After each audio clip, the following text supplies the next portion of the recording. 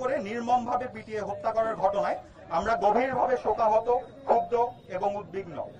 আমরা মনে করি সাম্প্রতিক বছরগুলোতে রাজনৈতিক প্রশ্রয়, বিচারহীনতার সংস্কৃতি ও প্রভাবশালী মহলের ছত্রছায়ায় একের পর এক হত্যাকাণ্ড সংঘটিত হচ্ছে।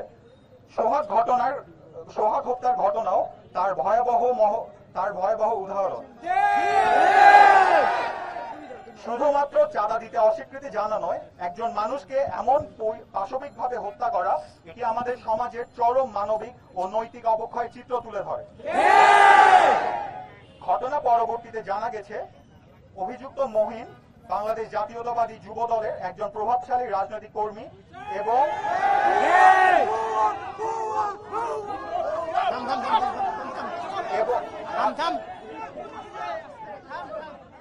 থানা যুব দলের সাধারণ সম্পাদক পদপ্রার্থী।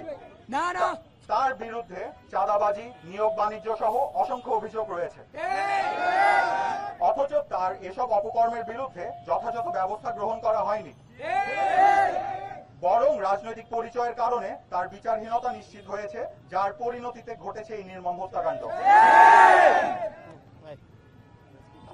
আমাদের দাবি এবং আহ্বান সমূহ: প্রথমে সোহাগ হত্যার ঘটনার দ্রুত ও নিরপেক্ষ বিচার নিশ্চিত করতে হবে।